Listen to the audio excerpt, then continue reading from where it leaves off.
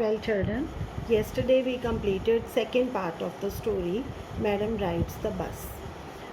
Question answers were not discussed. Look at the questions. Why does the conductor call Wali Madam? The conductor calls Wali Madam because she is getting into the bus all alone. There is no elder one with her, and she does not want to take help from the conductor also. Second, why does Wali stand up on the seat? What does she see now? Wali stands up on the seat as half of the window was covered with a blind and she was not able to see outside. And she saw mountains, rivers, streets, shops, etc. outside. What does Wali tell the elderly man when he calls her a child? She tells the elderly man that there is no child there. She is not a child, she is 8 years old. Why didn't Wali want to make friends with the elderly woman? She did not want to make friends with the elderly woman because she found her very repulsive. She did not like her looks. She did not like the big holes in her ears and ugly earrings. She did not like the betel nut which she was chewing and the betel juice also. Now let us start with the third part. Her first journey. What careful, painstaking, elaborate plans she had had to make for it. She had thriftily. Now this paragraph is taking us to back a little. This will tell us how she planned her first journey. Thriftily means thriftily. Thriftily means कंजूसी से, in a miser way. Saved whatever stray coins came her way, resisting every temptation to buy peppermints, toys, balloons and the like, and finally she had saved a total of 60 paisa. Means first of all, first problem is to save 60 paisa. For that she resisted all her temptations. How difficult it had been, particularly that day at the village fair, but she had resolutely stifled. Resolutely means with determination. Stifled means suppressed. A strong desire to ride the merry-go-round even though she had the money. Means this paragraph has told us her determination that she saved 60 paisa after a lot of sacrifice. After she had enough money saved, her next problem was how to slip out of the house without her mother's knowledge. But she managed this without too much difficulty.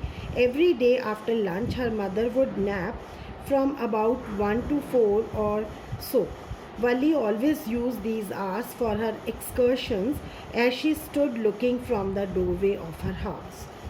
First is to arrange money. When money has been arranged, she has to make a plan about moving out without telling her mother or without taking her permission, because she did not want to tell her that. So for that she selected afternoon time because these are the nap hours of her mother. Or sometimes even ventured out into the village. Today these same hours could be used for her first excursion outside the village. Excursion means you can say picnic. The bus rolled on, now cutting across a bare landscape, now rushing through a tiny hamlet. These lines are giving you the answer for what are the places, what are all the places where the bus went. The bus rolled on, now cutting across a bare landscape, now rushing through a tiny hamlet, or past an odd wayside shop. Sometimes the bus seemed on the point of gobbling up another vehicle that was coming towards them, or a pedestrian crossing the road.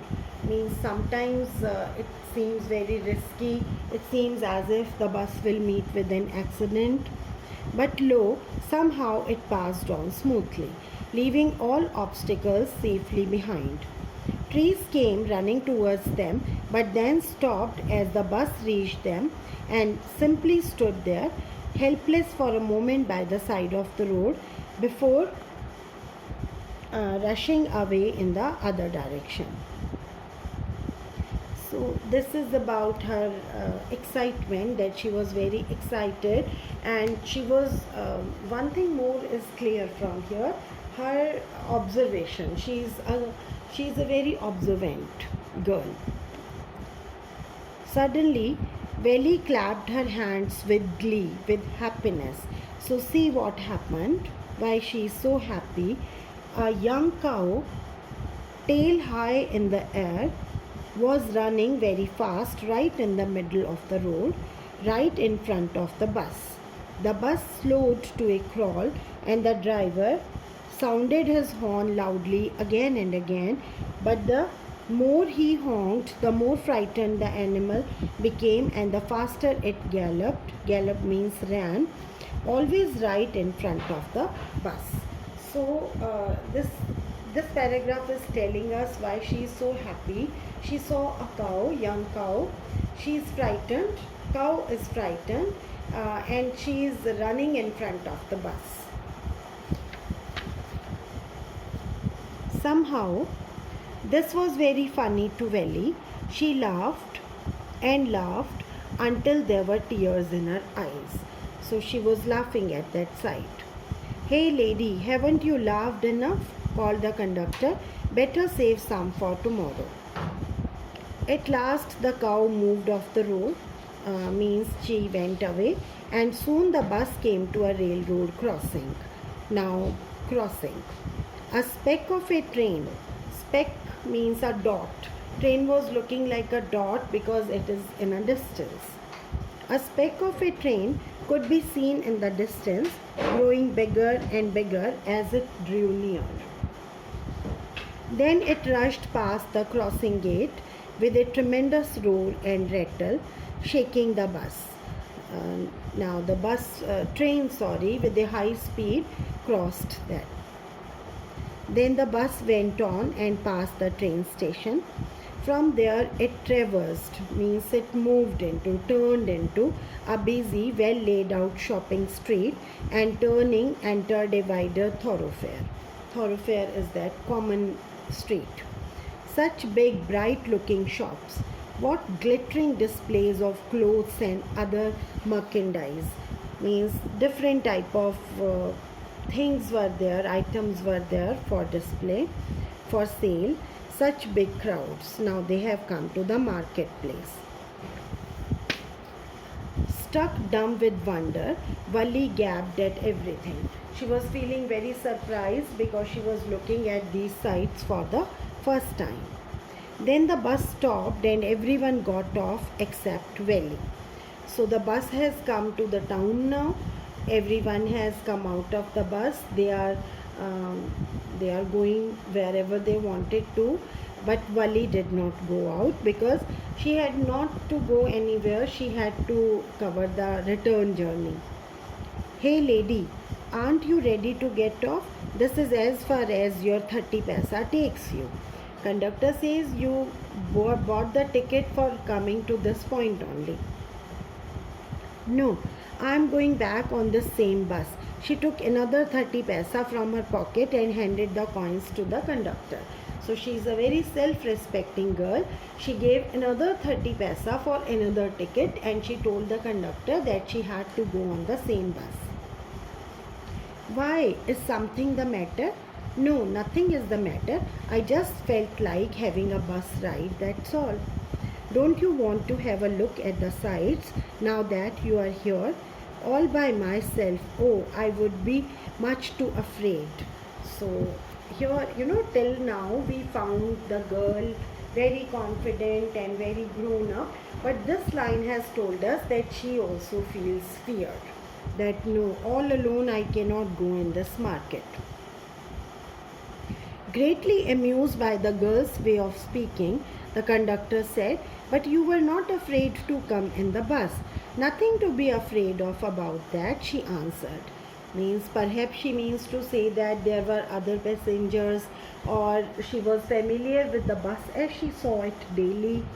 She was not afraid of coming alone in the bus, but now she does not want to go alone in the market.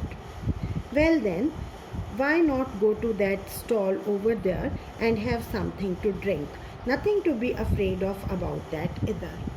By this time, conductor has also developed a sort of belongingness and love for the small girl, so he is offering her drink. Oh no, I could not do that. Well then, let me bring you a cold drink.